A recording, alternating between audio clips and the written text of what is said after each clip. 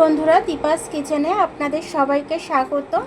আমি আজকে পোস্ত দিয়ে আর তিল দিয়ে একখানা বড়া বানাবো, নিরামিষ তরকারি। কালকে যেহেতু রথযাত্রা স্পেশালে আমি একটা বড়া তরকারি বানাবো। আমি এখানে কিছুটা সাদা তিল নিয়ে নিচ্ছি, সাদা তিল কিছুটা নিয়ে নিলাম, পোস্ত কিছুটা নিয়ে নেবো আমি। এর মধ্যে পোস্তটাই একটু বেশি করে দেবো, পোস্তটা বেশি করে দিয়ে দিলাম আমি।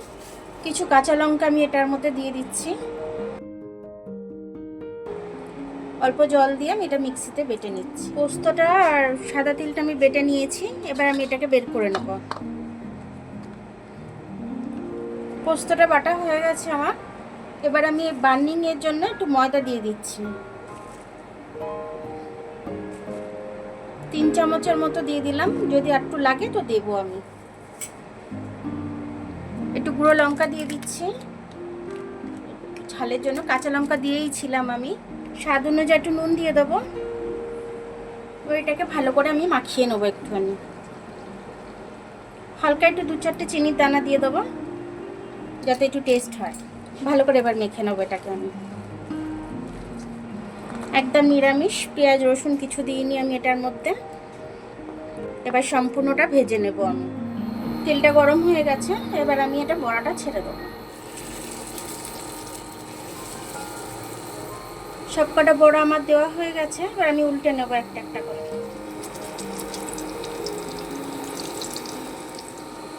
বড়াগুলো আমি উল্টে পাল্টে ভেজে নিয়েছি। এবার আমি বড়াগুলোকে তুলে নেব।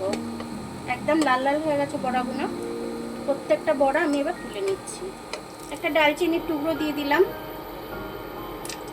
3টে মতো লবঙ্গ দিয়ে দিলাম, একটু জিরে ফোড়নে দিয়ে দিচ্ছি, 2টো এলাচ ফোড়ন দিয়েছি। এবার আমি আলুটা দিয়ে দেবো এটার মধ্যে। আলু ভাজার মধ্যে একটু নুনটা দিয়ে দিচ্ছি, তাহলে আলুটা ভাজা হয়ে যাচ্ছে, সেদ্ধ হয়ে যাবে। একটু হলুদ দিয়ে দিচ্ছি আমি এটার মধ্যে, আলু ভাজাটা দেখতে ভালো লাগবে। তাহলে কাঁচা লঙ্কাটা চিড়ে নিয়ে এসেছি, দিয়ে দেবো। এতটা আদা নিয়েছি আমি, এই আদাটা আমি করে থেতো করে দিয়ে দেবো। আদাটা থেতো করে রেখেছিলাম, দিয়ে দিলাম আদাটা। এবার এক এক করে আমি মশলাগুলো দিয়ে দেবো। একটু গুঁড়ো লঙ্কা দিয়ে দিচ্ছি, একটু হলুদ গুঁড়ো দিয়ে দিচ্ছি আমি। এবার একটু জিরে গুঁড়ো দিয়ে দেবো, একটু জিরে গুঁড়ো দিয়ে দিচ্ছি আমি। জিরে যেহেতু ফোড়নে দিয়েছি সেহেতু জিরে গুঁড়োটা একটু কম দেবো আমি। একটু ধনে গুঁড়ো দিয়ে দিচ্ছি, একটু কাশ্মীরি লঙ্কা দিয়ে দিচ্ছি কালারের জন্য। মশলাটা পুড়ে যাবে তার জন্য একটু জল দিয়ে দিচ্ছি আমি।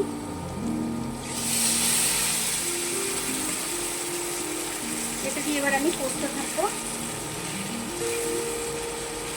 মশলাটা আমার কষা হয়ে গেছে, ওই জলটা দিয়ে দেবো আমি। পোস্ত ধোয়া জলটা ছিল সেটাই দিয়ে দিচ্ছি, আর একটু জল দিয়ে দিচ্ছি। একটু নুন দিয়ে দেবো। এবার এটা একটু আমি ফুটতে দেবো। ঝোলটা ফুটে গেছে আমার, আমি ঢাকনাটা একটু খুলে দেখে নেব। দারুণভাবে ফুটে গেছে, দেখে নেবো একটু আলুটা সেদ্ধ হয়েছে কিনা।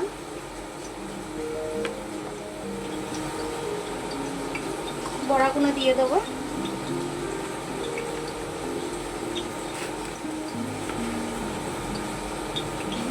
আর একটু চাপা দিয়ে দেবো, বড়াগুলো যাতে সেদ্ধ হয়ে যায়, মানে ঝোলের মধ্যে চুলে নরম হয়ে যায়। এবার ঢাকনা খুলে দেখে নেব তরকারিটা।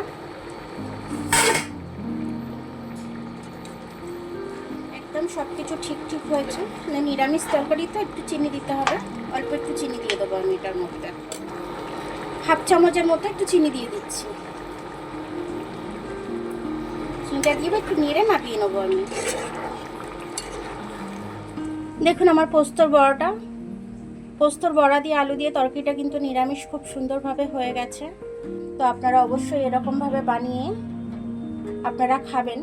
পরোটা দিয়ে, ভাত দিয়ে, ফ্রাইড রাইস দিয়ে, সব দিয়ে এটা চলে যাবে। খুব দারুণ হয়েছে খাবারটা, তরকারিটা দারুণ হয়েছে। আপনারা এরকমভাবে করে খেয়ে কমেন্টস করে আমাকে জানাবেন যে আমার ভিডিওটা কেমন হয়েছে। আমার ভিডিওটা দেখার জন্য অনেক অনেক ধন্যবাদ। আমার ভিডিওটা যদি আপনাদের ভালো লাগে লাইক, সাবস্ক্রাইব, বেল আইকনটা একটু টিপে দেবেন।